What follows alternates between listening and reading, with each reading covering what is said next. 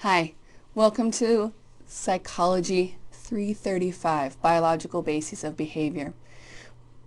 One of my objectives for this video is to ensure that you are oriented to the course site, and specifically the tools within Blackboard that we're going to be using this semester.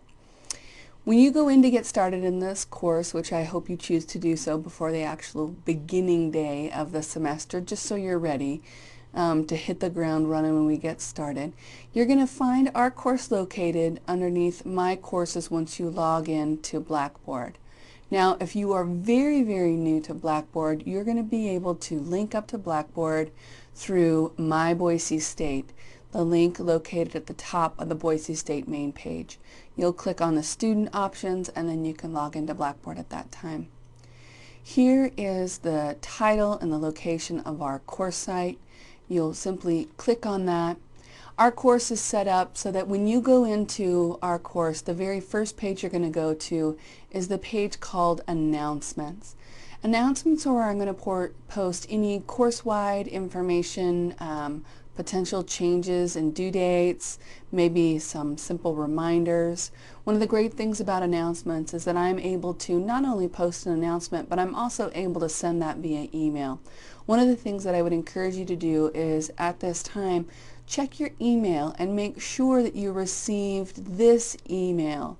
All of this content should have been represented in the email that I sent to you prior to the beginning of the semester. If you are not receiving this email, again, you're going to want to make sure that you get those. That way you're up to date on course information if you're not logging into Blackboard on a daily basis. You can do that by going into My Boise State and then also opening up your student account and double checking that you have your email preferences set so you are ready and able to go.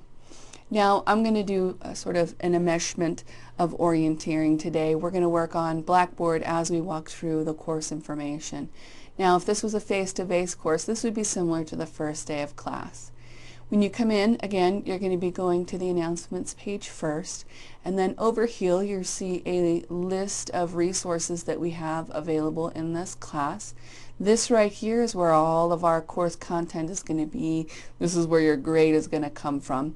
This up here is information that is going to help keep you on track in this class and up to date on what we are doing. And then this information down here is just a list of resources that will allow you to get additional help, whether it be for Blackboard or specifically within this class. And then of course the My Grades link where you can link through and look at your grades. I'll be sure to walk through all of that. But starting at the top of our navigation area, we have announcements, which is where we are now. New announcements will post at the top of the list, so you don't have to worry about scrolling down all the way. You can also see when and where the content and who posted the content. So after you see announcements, you can also go to Course Dashboard. Course Dashboard is an area where you can quickly check for things that are due, things that have been due. Over here you'll have some information that will notify you of what's past due, what's coming up, and you can actually make changes to that setting. You can change the dates, how early you want to get it. You can even set it up to where you get emails. Very helpful resource if you're not the kind of student that gets online to Blackboard every day, which again I would highly recommend. You can at least have this set up so you're getting some of that information via email. One of the interesting things about navigating through Boise State's Blackboard page is that you're going to notice up here a system of what we call breadcrumbs that we'll build. This is not the best example, so I'll be sure to show you another one.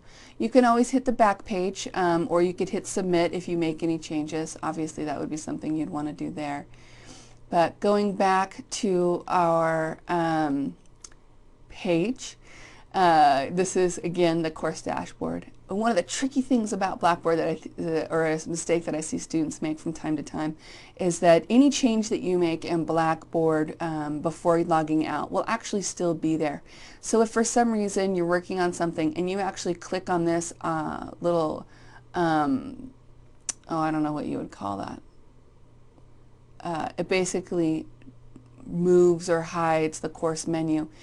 If you're like working on an assignment or watching a video on the course site and you choose to do that, when you log back into Blackboard, that navigation bar is not going to be there. So just always remember that if you're not seeing your navigation bar, you can very easily click on that to manifest that. Course dashboard, excellent place to look at, sort of get caught up on where we're at in the course.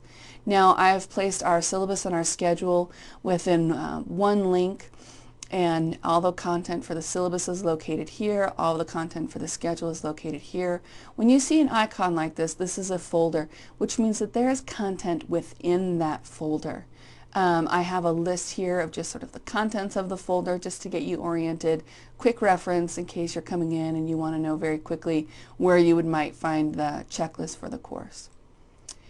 So in opening up our syllabus, again, I have 3 folders within the syllabus folder, and as you can see right here, our breadcrumbs are starting to build.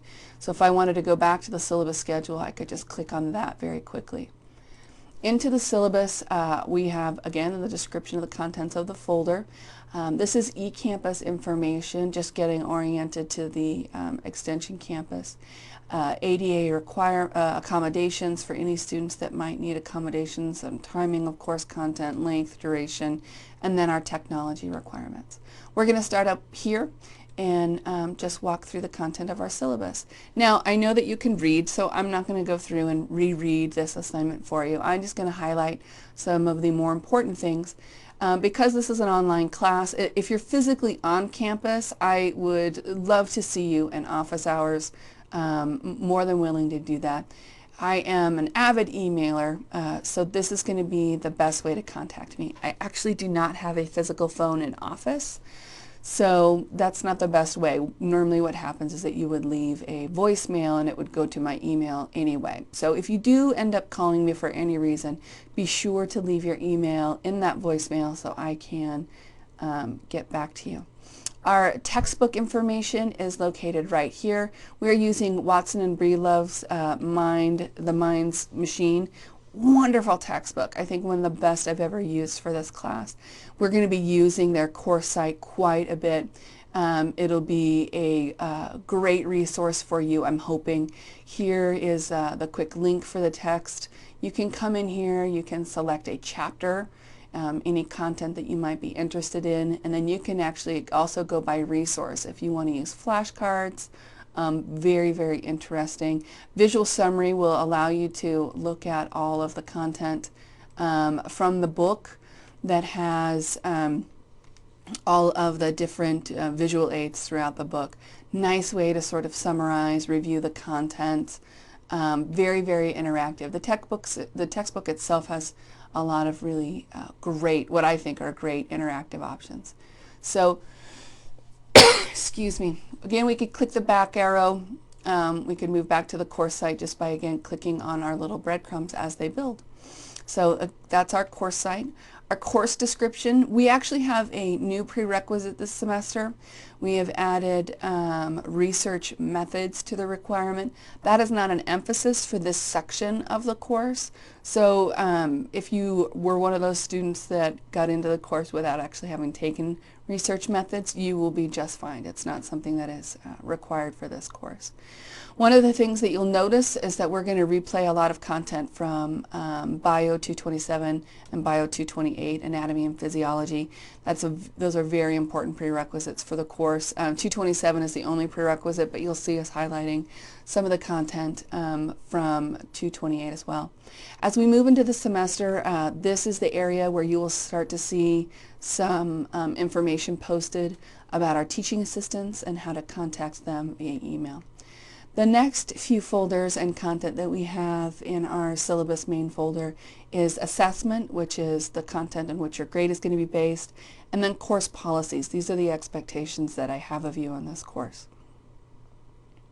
As far as boundaries, expectations on timing, and what you guys can expect from me, and then also the way in which we do our grading. Now, see, our breadcrumbs are building. If I click on that, that's going to open it up just that much more. Syllabus, syllabus, syllabus. And then now we're into the assessment. I have posted here an example of one of the assignments that you're going to be working on. Most of our documents are going to be in PDF. If they're not in PDF, they'll be in what we call rich text format, which is a very fundamental, I wouldn't say easy, but I would say very basic word processing. You can open it on a Mac, you can open it on a PC, you can open it up in Google Drive or iCloud or many different places that you'll be able to open up a rich text format. But the majority of our content is going to be posted in PDF. Here is the information regarding the assessment. I started off with just a quick summary of what our course is, how many points total, and then how that points value breaks down. You can see that corrective summaries, which is the example that I've posted up here, is our most heavily weighted content. Weighted probably isn't the best word, but it makes up the greatest percentage of our course grade in this class. So corrective summaries, unit quizzes, course activities, and then reading checks. Corrective summaries, these are really great ways to read through a textbook. One of the things that we have you do is we give you an outline of content from the chapter. We have you read through the chapter, fill out that content, and then we want you to identify maybe any incorrections that you might have had or any things that you might have, or content that you might have struggled with. As we walk through our course units content, I'll be sure to spend some more time on the processes of corrective summaries. Reading checks, these are what we call just quick check-ins. These are 14 minutes long. We give you that extra minute to submit your content, 14 questions per reading check assessment. I will be dropping 2 of those. We do have quite a few, so we're actually going to offer 14 total, but you'll only receive a grade on 12 of those. Yes, that number is incorrect. I'll make sure and change that. Activities. Activities have you engaging primarily in the textbook website, watching videos, looking at content maybe even outside of the course website. We have a wonderful resource here on campus that we use quite a bit called Digital Media or Films on Demand. We look at a lot of physiological content through there, anything that will help us on working with that. Unit exams, we're going to have 4 unit exams. Each one's going to be worth 90 points. We count all of those. So make sure and read through the syllabus and highlight those details. One of the things that I want to make sure you know is that all of these tests must be proctored. Now, if you are on or near campus, you'll be taking your test at the Blackboard Testing Center. One of the things that you must remember specific to our Blackboard Testing Center here on campus is that you must be on time. You can be no more than 10 minutes late. You will not be permitted to take the assessment if you're more than 10 minutes late. So make sure that you get on that. If you are unable to make it to campus, it's your responsibility to excuse me, to identify a proctor and complete the necessary paperwork between myself and the proctor. You can use this link.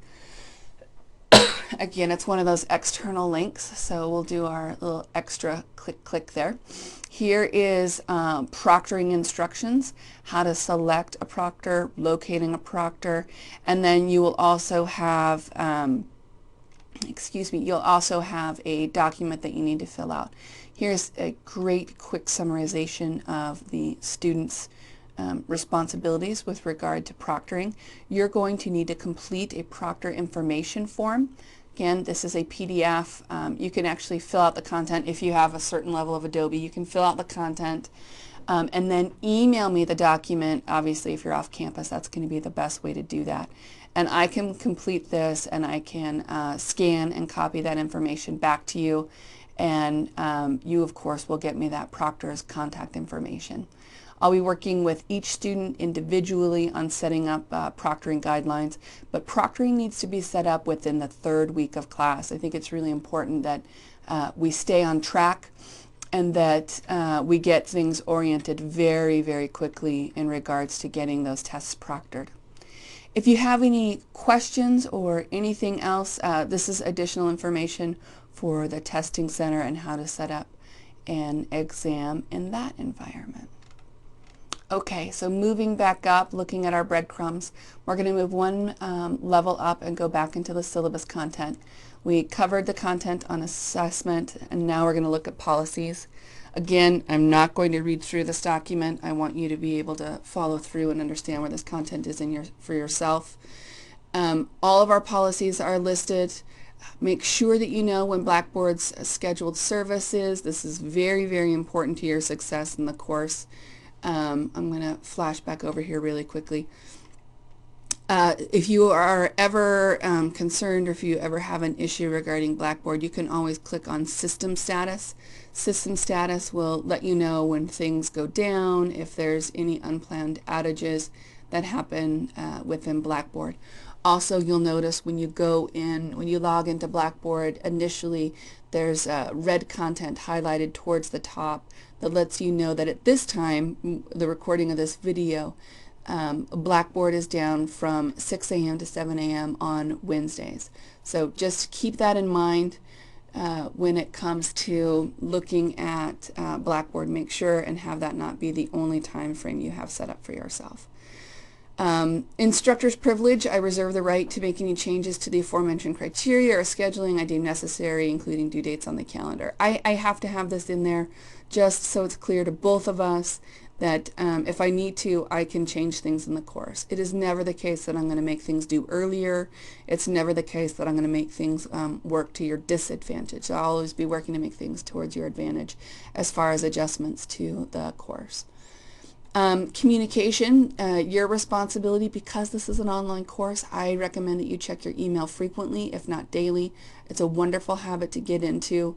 If you're not that kind of person, please make sure to get in there and get working in that very, very often. If you need a signature for a grade check, either virtually or any other form, you need to give me 7 days notice in order to make sure and have enough time to calculate that grade. I discuss my responsibilities, communication etiquette. We definitely want to have what we call netiquette in this class, web-based appropriate behaviors. Turning in assessments, this little subsection discusses how or what the expectations are regarding assignments. Late assignments will not be accepted. Misplaced assignments will not be accepted. Where appropriate, a file is attached in formats other than rich text format will not be accepted. And again, saved assignments will not be accepted. Everything must be submitted in this class. I realize that that's an intuitive statement, but it's important for me to highlight that content. One of the things that I suggest to students, especially working on an online course, is always double check your submission. You want to make sure that you're getting that content to your professor. Timing, remember that we are in a mountain time zone. I say Boise's time zone as well, but we are in a mountain time zone, so all due dates are based upon our time and location, not your time and location if you're outside of our time zone. Grading, a few things I want to highlight here. Rounding, I round to the 10th, which is to say that if you score an 89.49, you will not be issued an A. However, if you score an 89.5, you will be issued an A. I do not offer plus minuses. Here at Boise State, we don't give any additional points for A plus and A plus. So in the end, it works against you in some ways. So I just offer the standard A, B, C, D, E, A, B, C, D, F. This is how our grading breaks down. It's 90% and above, 89.5 to, 80 to 89.4. Very standard grading scale. Everything's available on Blackboard. When we are grading content, sometimes we will hide a row. If that's the case, I'll be sure to post an announcement so you're not concerned or confused by that. Any grading challenges that you want to make, to grading on an assignment, grading on a unit exam or a reading check, I highly recommend you do that for your understanding as well as my own and how you're seeing the course. You really need to email me within 7 days after the grade is posted. I will not be entertaining grade challenges beyond that 7-day time limit, just because to be efficient in this regard, I want to make sure that I'm able to review things real time as soon as possible after we've graded it. Some information about makeup exams and sickness, and then also academic dishonesty. One of the most important things that you'll do throughout the semester is you'll agree to the policies and the pattern of assessment that I've laid out for this class. If you object or disagree with any of these policies for any reason, I would highly recommend you reconsidering taking this course. If you need to email me, we can talk about other options regarding credit for this course. It is very important that you know that these policies are locked. I mean, they are solid and they are going to be adhered to. So please review the content under policies. Now returning to our syllabus, at the very bottom here I have the syllabus contract, and this is a great way to sort of introduce you to the tool of assessments in this class. This is what you're going to see for reading checks. This is what you'll see for unit exams. Anytime we give a testing assessment, this is what you're going to see. Once you click begin on reading checks and unit exams, the clock will start. And it's really important that you remember that. So at this point it has not started yet, but once you click on begin, it will start. Now up here you'll see a description of the assessment, if I've posted one, instructions for the assessment, and then again, as with all assessments, you just want to choose the best of the options available. Now this syllabus contract is my virtual way of connecting with you and making sure that you've read through the content, that you've asked for clarification, and that you've agreed to follow the policies outlined in the syllabus, and you understand that your grade will be based upon the assessments outlined. Now if you have any questions regarding this assessment, you can go into our course discussion board for the syllabus. Now the great thing about this tool here is that it's going to say, wait a minute, are you sure you want to leave this page? And yes, I'm sure I want to leave this page. So right here I have posted a discussion board for syllabus questions. In order to create a discussion board thread, very simply you click on thread. You would type your description in here. We'll just say, I'll call it the group presentation for right now. And then you would type your content in here, and then you can either save as draft if it's something that you're working on, or you can click submit. If you select save as draft, we're not going to see that content. I'll go in, I can click on group presentations, and then the content is posted right here. If you want to reply to a discussion board post, you can select the reply, and then you're given the subject is already completed. I recommend leaving that in there. If you want to add something to it, you can definitely add something to it. Again, typing your content in the message, selecting submit, and then there's that content. Please remember that we want to be respectful to our course mates, and we want to be kind and courteous to ensure everybody is comfortable and successful in the course. So please be respectful in your posts. Remember that. All right, back to our syllabus page. We've moved all the way through. We've talked about assessments, policies, and the syllabus contract. We're going to move back up to this eCampus information.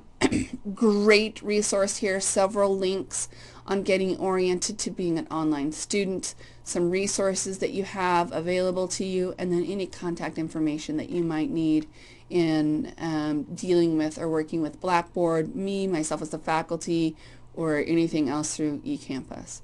ADA accommodations, these are the accommodations that allow through the Americans with Disabilities Act. Please review that content. If you are in need of or would like to confer with somebody, you can use this link to contact or get to the information at the Disability Resource Center. Technology requirements, these vary, so I simply link to the system requirements in order to access Blackboard and work with the content. Again, we have our external link, making another page. Here are system requirements, minimum hardware requirements, internet connections, type of connections, different operating systems that we support, technologies not supported. You'll notice that a lot of these are older levels of support. Accessibilities and JAWS. This is for individuals that need reading software to read Blackboard or anything else located online. So lots of information on this page. If you are in need of accommodations, please be sure to look at that information. So back to our technology requirements. Back to our syllabus, we've discussed the syllabus content, assessments, policies, ADA accommodations, technology requirements. We've discussed eCampus information, ADA accommodations, technology requirements. Back to our syllabus schedule. Schedule is probably one of the most important things that students like to refer to. Here are copies of our checklist. both posted in rich text format and a PDF. I'll go ahead and open up the PDF. This lists each unit that we're having, each unit, and then also which week we are in, the dates for that week, the content being covered, and the content due during that week. I highly recommend printing this out. You can follow along throughout the semester, check things off as you complete them, whatever works best with how you keep track of what's going on for you. The calendar below shows the due dates for assessments listed and provides reminders of events. Any changes that I make to anything within this resource right here will be highlighted in yellow. You'll see it listed like that. Now, I will only make changes up to the second week. Any significant changes will be made up until the second week of classes. Classes begin on January 21st. This is week 2, week 1, just to loop it back up to our course checklist. Right here you'll see CH2, that means Chapter 2 content due by 11:59 p.m. Week 3, Chapter 3 content due by 11:59 p.m. Week 4 is our Unit 1 exam, okay? Chapter 4's content is due by 11:59 p.m. Our exam is active from the 10th to the 14th on this first unit exam. Remember, this is an assessment that you're going to have proctored, and this is something that we will have set up by the 3rd week. Okay, right here by this week, everything will be set up for proctoring of those exams. As you walk through, you'll start to see some synchronicity and some patterns repeating amongst the units. After the Unit 1 exam is completed, then we begin Unit 2 on the 17th, and then the content for Chapter 5 is due at 11:59 p.m. Content for Chapter 6 is due at 11:59 p.m. and then we again Chapter 7's content, and then we have our next unit exam. That's how things follow through. This is one of our important reminders. Week 10 is spring break. I have no content due during that time. And you'll notice I will make sure that this content is available to you. All content for the next unit will be made available the week prior. So on the 10th is when Unit 3's content will be made available. So if you choose to work ahead, you'll have that available to you if things are going to be a little bit more flexible in regarding time. Following all the way through, last day of finals is on the 15th. I've actually set it up so the Unit 4 exam is active on the 5th. At our university, this week right here is what we call Dead Week, a week in which we are technically not allowed to require any examinations. So if, in adhering to that, please sign up for your final on the 12th, 13th, 14th, or 15th. If you are looking for a little more flexibility and are comfortable with taking the assessment during this time period, please do so, but know that it is not expected or required. If you are testing here at Boise State, you want to be sure to sign up for your final as early as possible, and make sure that you understand the rules and policies of the institutions where you're going to be proctored if it's outside of Boise State. That is our scheduled information. The next place we're going to move to is our course units, and this is what we would call the active area. I'm actually going to move to another page here in just a second. It'll allow me to have a little bit more access. Because a lot of what's within our units is on what we call, it has accessibility changes. So in order to move on to the next assessment, you have to have completed one. So this is a live active student page. This is the expected approach to the course. I outline exactly what you should be doing throughout each unit, and then here are our unit folders. I have created what we call a Unit 0. Within this folder are basically non-credit ways for you to practice our course tools and using that. Rather than demonstrating through that, I would much rather go into our Unit 1. Unit 1, I will list out objectives and the content to be covered at in this area right here. Remember to please refer to the expected approach to each course. Within each chapter, as you'll recall, that's how the content is organized. Within each chapter, I begin with a repeat of the expected approach to the course. I have content highlighted and colored similarly to each thing that we refer to. So reading checks are red, are blue, corrective summaries are red. Okay, now you don't see the master outline because again that's a delayed release. I want to make sure that you know what that content looks like, so I'm going to hop in to my little professor page here really quick so you can see where that content is located. Okay. So the master outline is going to show up right here. I'm not entirely sure why it's not visible at this time, but you'll see that content located right there. Here it is. Here's the Chapter 2 master outline. You'll notice that the orange color matches this one as well. Those will show up below reading checks and above corrective summary, so it'll show up right here.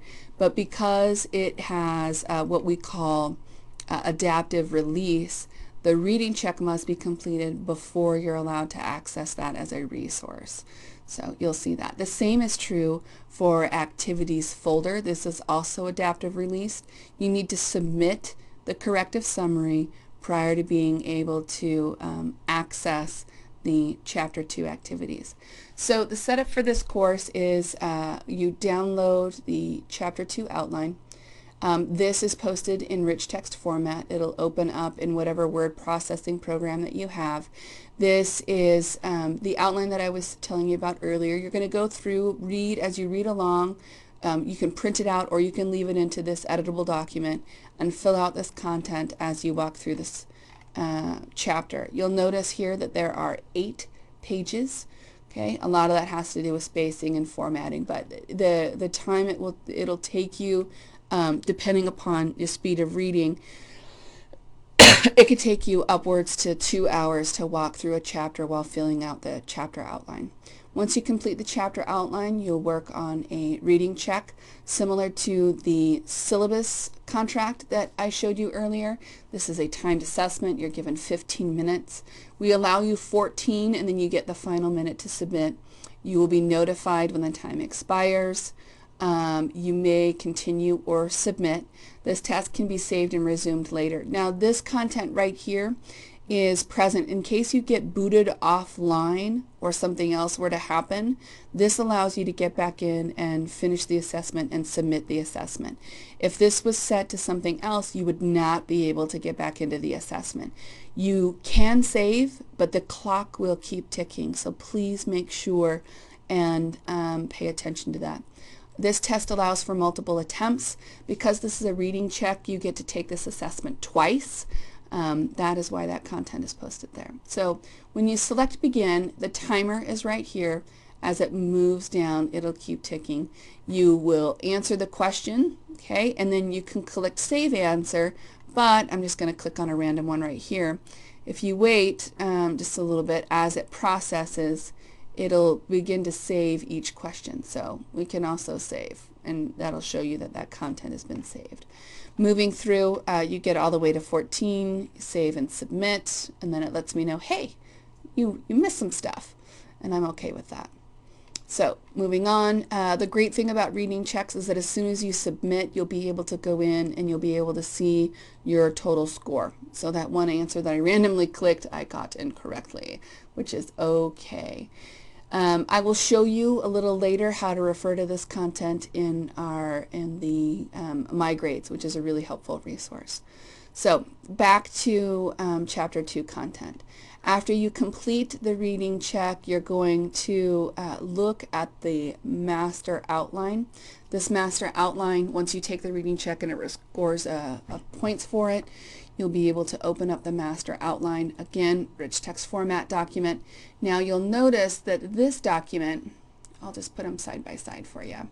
This document has filled in this document completely. So you'll be able to use that. One of the things that we have you do is go through and identify discrepancies or issues that you might have run into. We like to call these errors in logic or incorrect assumptions. We ask that you detail information on at least 3 of those. And when you go in to type your corrective summary, you're going to select on the type submission link. You'll type your content into this space. If you choose to attach a document, you would browse My Computer. Again, make sure that that document is in rich text format. With the corrective summary, we have a rubric that you're able to view, and we keep it very, very simple. We have the submission, and then we have the quality of the submission. If you submit something, anything, you get 50% of the points, and then based upon that quality of the assessment will dictate which value you get there. If you have any comments for me or the graders or the TAs, you can place that information in here. This area will not be graded, so make sure that you type the information under assignment submission. You can save as draft, but remember, if you save as draft, that is not the same as actually turning the content in. Selecting submit will get you into the content. It'll show you or review what you have submitted, and then you can select OK, and then it brings you back out. Now our Chapter 2 activities are available. Upon submission of your corrected summaries, a series of activities will post. We want you to participate in 3 and write an activity summary for 2 of those activities. So here are Chapter 2 activities. You can pick 2 of these 4. Okay, view the content, participate in the multiple choice thing, review a YouTube video, and then you can go in and again to the type submission place, type content in for your activity summary. You can also copy and paste from Word if that works easiest for you. Here are the activity summaries, grading rubric, again very simple grading rubric. There, comments here for the graders, the TAs, or myself. You can select save as draft, but remember to make sure and hit submit prior to the due date and time in order to ensure that you get credit for that assessment. And then supplemental materials, anything that we need to add or any questions that come up. Cell structures, here's a PDF that we had of some lecture content that walked through the cell structure for the nervous system. Sometimes it's difficult content. Reviewing the nucleus, various parts of the cell structure. That is what was in our supplemental materials. The supplemental materials will build depending upon anything posted in the Unit 1 discussion board. This is a link. If you have any questions regarding content or if you'd like an additional resource, again, creating a thread is the same way. You would type in your topic, and then you would type in the information that you have for your topic, select submit, and then as a student when you come in you can select this, review the topic, and then of course reply or add more content.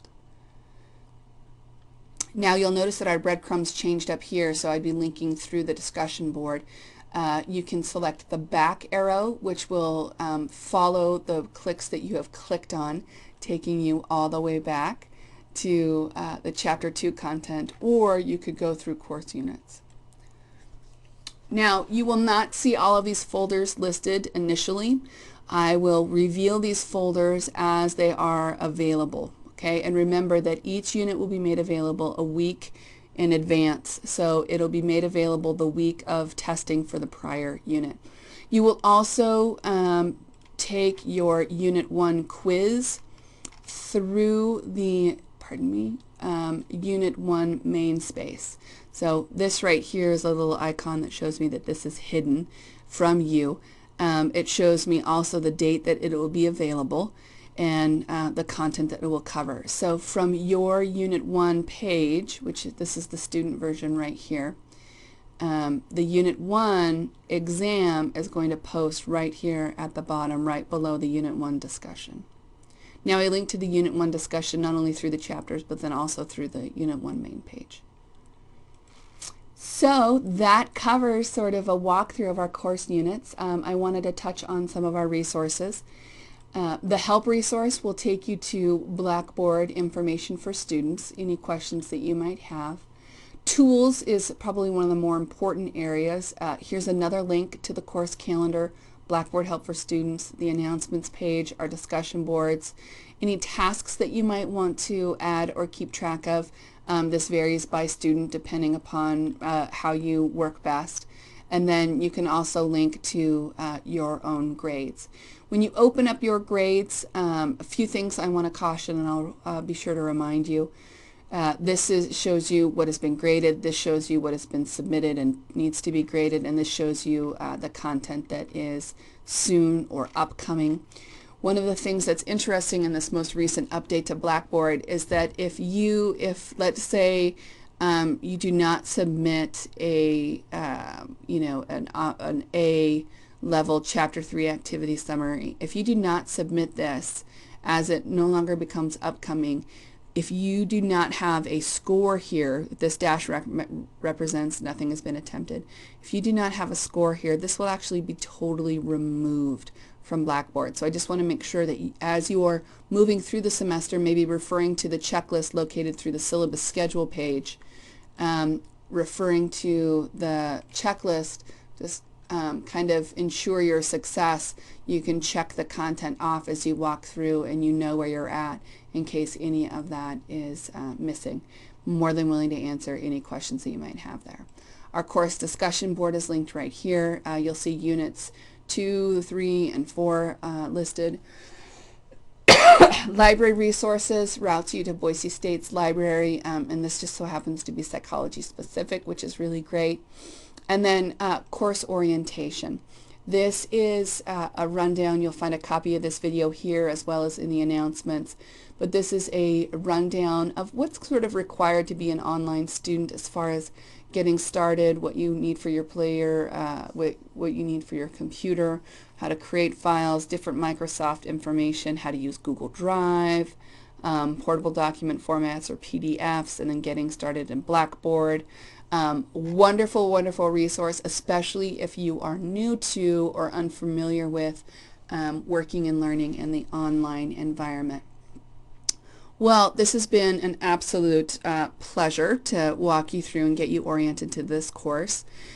Typically I introduce myself at the beginning, but my ways would dictate that I would save the best for last, and that would be moi. Not really, I'm not that egocentric, but I just wanted to let you know that my degree is in developmental psychology. I earned a master's degree from Illinois State University, and I earned my PhD from the University of Utah, both of which are in developmental psychology. I wanted to show you my screen really quick, just so you could see what I think a little bit about human interaction and one of my philosophies. I fear the day that technology will surpass our human interaction. The world will have a generation of idiots. Now, interesting that somebody who's teaching an online class would include this. This actually is not a quote by Einstein. This is something somebody had created. And I think we try to add credence by saying that important people said these things and then make it worth more to us as a culture. And I wanted to use this as an example because while I am not perfect in this content, I am very well skilled.